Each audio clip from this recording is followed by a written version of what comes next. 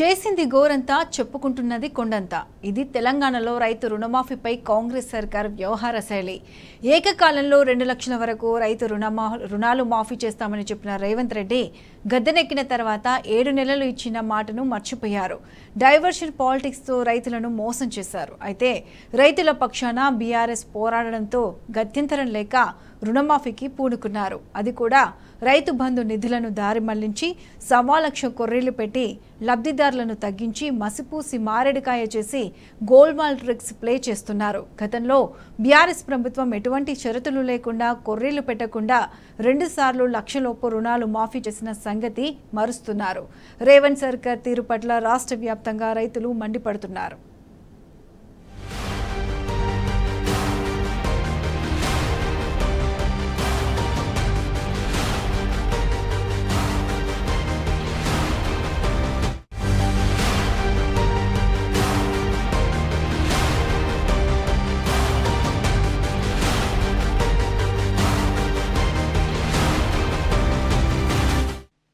తెలంగాణ రాష్ట్రంలో కాంగ్రెస్ సర్కార్ గోల్మాల్ ట్రిక్స్ తో రైతులను మోసం చేస్తున్నది. ఒకవైపు వానాకాలం సీజన్ పంట పెట్టుబడి సాయంపై నోరు మెదపకుండా ఆ నిధులను మళ్లించి రైతు రుణమాఫీ ప్రక్రియను మొదలుపెట్టింది. అది కూడా ఏకకాలంలో 2 లక్షల రూపాయల వరకు రుణాలు మాఫీ చేస్తామని చెప్పి ఇప్పుడు దఫదఫాలుగా చేస్తున్నది. కొండంత ప్రగల్భాలు చెప్పుకుంటూ గోరంత చేస్తున్నది. లెక్కకు మించిన సందేహాలతో రుణమాఫీ ప్రక్రియ ప్రారంభమైంది. ఎవరికి మాఫీ అయిందో ఎవరికి కాలేదో అందుకు కారణాలేంటో కూడా తెలియక ఎంతో మంది రైతులు అయోమయంలో పడిపోయారు. లబ్ధిదారుల సంఖ్యను తగ్గించి రుణమాఫీ విషయంలో రేవంత్ సర్కార్ మాయాజాలం ప్రదర్శిస్తున్నది. రాష్ట్రంలో రుణమాఫీకి అర్హులైన రైతులు 70 లక్షలుంటే ఇప్పుడు కేవలం 11 లక్షల మంది రైతులే లబ్ధి పొందారు.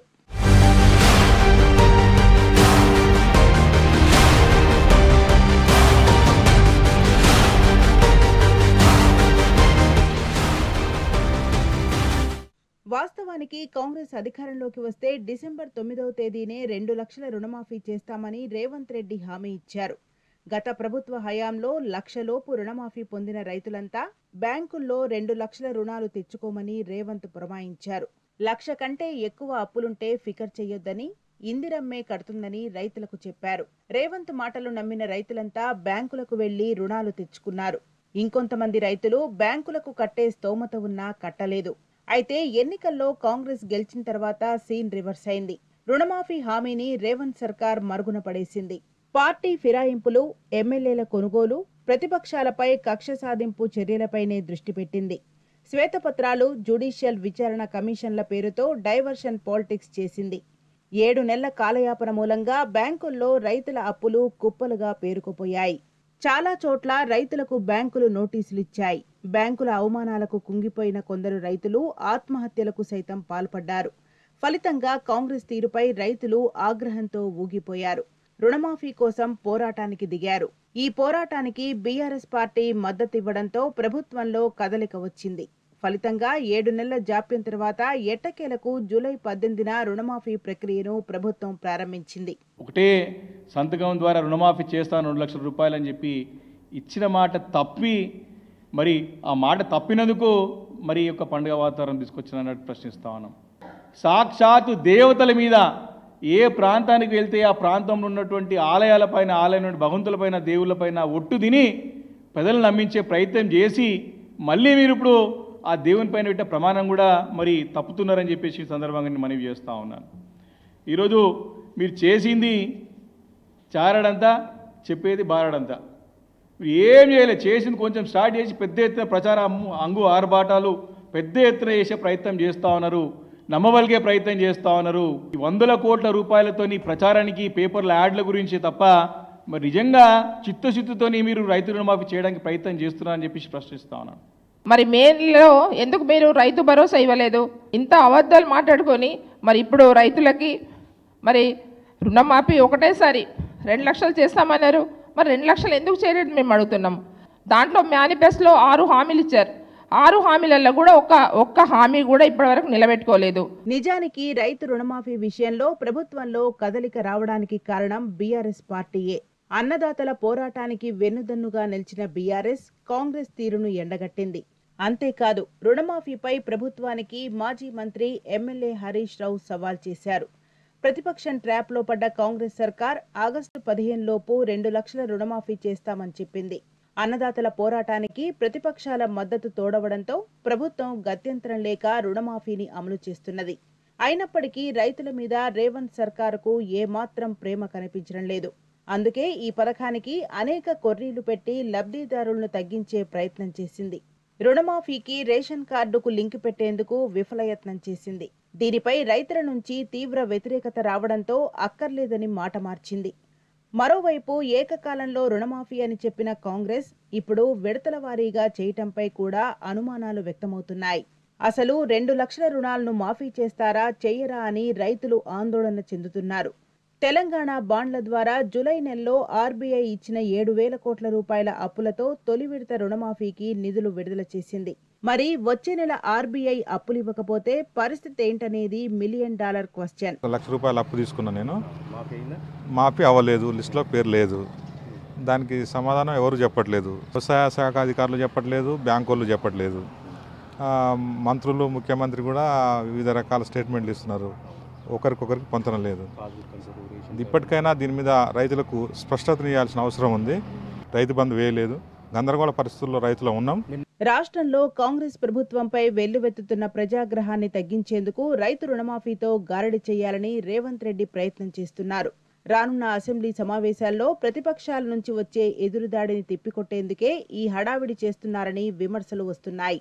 అసలు వానాకాలం పంటలకు రైతు భరోసా ఇవ్వకుండా ఆ నిధులతో రుణమాఫీ పేరుతో రాజకీయం చేయటంపై రైతులు మండిపడుతున్నారు. వాస్తవానికి రుణమాఫీ కంటే పెట్టుబడి సాయం ఇస్తేనే రైతులకు ఎక్కువ లాభం జరుగుతుంది. కానీ రైతు భరోసా కింద ఎకరాకు ఏడాదికి 15,000 రూపాయలు ఇస్తామన్న రేవంత్ రెడ్డి ఇప్పటి వరకు అమలు చేయలేదు.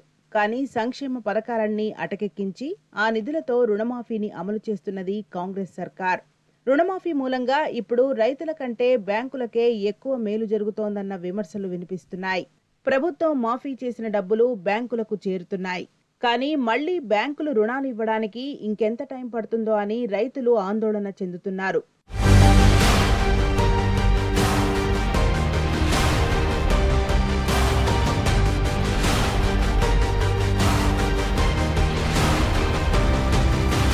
తెలంగాణలో రైతుల పరిస్థితి రెంటికి చెడ్డ రేవడిలా తయారైంది. ప్రభుత్వం రుణమాఫీ చేసినా మళ్లీ బ్యాంకులు ఇప్పట్లో రుణాలు మంజూరు చేసే పరిస్థితి కనిపించడం లేదు. ప్రభుత్వం రుణమాఫీ ప్రక్రియను పూర్తి స్థాయిలో అమలు చేసిన తర్వాతే కొత్త రుణాల మంజూరు ప్రారంభం కానుంది. అప్పట్లోగా వానాకాలం సీజన్ పూర్తయ్యే అవకాశం ఉంది. ఈలోగా పంటలకు కావలసిన పెట్టుబడి కోసం రైతులు వడ్డీ వ్యాపారులను ఆశ్రయించక తప్పని పరిస్థితి నెలకొంది. ఇక రుణమాఫీ లబ్ధిదారుల సంఖ్య విషయంలోనూ ప్రభుత్వం మోసం చేస్తున్నది. రాష్ట్రంలో 1,00,000 వరకు రుణాలు తీసుకున్న వారు 40 లక్షల మందికి పైగా ఉన్నారు. కానీ తొలి విడత రేవంత్ సర్కార్ కేవలం 11.50 లక్షల మంది రైతుల రుణాలు మాత్రమే మాఫీ చేసింది. గత బీఆర్ఎస్ ప్రభుత్వం 2014లోనే 1,00,000 లోపు రుణాలు మాఫీ చేసేందుకు 16,144 కోట్ల రూపాయలు వెచ్చించింది. ఫలితంగా రాష్ట్రంలో 35 లక్షల మంది రైతులకు ప్రయోజనం చేకూరింది. ఇక 2018లో 37 లక్షల మంది రైతులకు 1,00,000 లోపు రుణాలు మాఫీ చేసేందుకు 19,198 కోట్ల రూపాయలు ఖర్చు చేసింది. అయితే ప్రస్తుతం రాష్ట్రంలో రైతులు పెరిగారు, కుటుంబాలు పెరిగాయి, భూముల పట్టాలు పెరిగాయి. కానీ అప్పులు ఎందుకు పెరగలేదు అనే ప్రశ్న కాంగ్రెస్ సర్కార్ నిర్వాకానికి నిదర్శనం. ప్రస్తుత కాంగ్రెస్ సర్కార్ 1,00,000 లోపు రుణాల మాఫీ కోసం కేవలం 7,000 కోట్ల రూపాయలతో ఎలా పూర్తి చేయగలిగింది? ఇక్కడే రేవంత్ సర్కార్ మోసం బయటపడుతోంది. అవసరమైన కొర్రీలు పెట్టి ఎంతో మంది రైతులకు కాంగ్రెస్ ప్రభుత్వం అన్యాయం చేసింది. 3-4 రోజులుగా తెలంగాణ రాష్ట్రంలో రైతాంగాన్ని మాయ చేసే విధంగా, రైతాంగాన్ని మోసపుచ్చే విధంగా కాంగ్రెస్ ప్రభుత్వం రేవంత్ రెడ్డి గారి నాయకత్వంలో వారి మంత్రులు, వారి యొక్క తాబేదారులుగా ఉన్న కొన్ని డబ్బాలు, వారు మొత్తం ఇష్టం వచ్చినట్టు గత ప్రభుత్వం ఏదో చేయలేదన్నట్టు తాము మాత్రమే చేసినట్లు మొత్తం ప్రచారం చేసుకుంటూ ఉన్నారు. రుణమాఫీ చేస్తాము, 2 లక్షలు చేస్తాము, ఒకే దఫా చేస్తాము, డిసెంబర్ 9న చేస్తామని చెప్పేసి ఎన్నికల ముందు కాంగ్రెస్ పార్టీ అనేక సభల్లో రాహుల్ గాంధీ, ప్రియాంక గాంధీ రేవంత్ రెడ్డి, బట్టి విక్రమార్క వాళ్ళ నాయక గణ్యం మొత్తం కూడా చెప్పిండ్రు. కేసీఆర్ ఒకవేళ చేసింది ఉన్నట్లయితే తీసుకోండి, మళ్ళా తీసుకోండి, రుణం మేము ఇస్తామని చెప్పాను. డిసెంబర్ 9 పోయింది, వాళ్ళు చేస్తామన్న 2 లక్షలు ఇయ్యలే, అనేక ఆంక్షలు విధించారు, 20% మాత్రమే చేశారు. కొద్దిగా గోరంతా చేసి కొండంతలుగా చెప్పుకుంటున్నారు. ఒక స్పష్టత లేకుండా అనేకమైన కొర్రీలతో లబ్ధిదారుల సంఖ్యను తగ్గించి రుణమాఫీ చేసిన కాంగ్రెస్ పాలకులు తామేదో చరిత్ర సృష్టించినట్టు ప్రగల్భాలు పలుకుతున్నారు. వాస్తవానికి జూన్లో ఇవ్వాల్సిన రైతు భరోసా నిధుల నుంచి 7,000 కోట్ల రూపాయలను రేవంత్ సర్కార్ రుణమాఫీ కోసం దారి మళ్లించింది. అవే నిధులతో పెట్టుబడి సాయం ఇస్తే దాదాపు 40 లక్షల మందికి లబ్ధి చేకూరేది. నిజంగానే కాంగ్రెస్ సర్కార్కు రైతులపై ప్రేముంటే రైతు భరోసా పథకాన్ని అమలు చేయాలి. కౌలు రైతులకు సైతం పెట్టుబడి సాయం అందించాలి.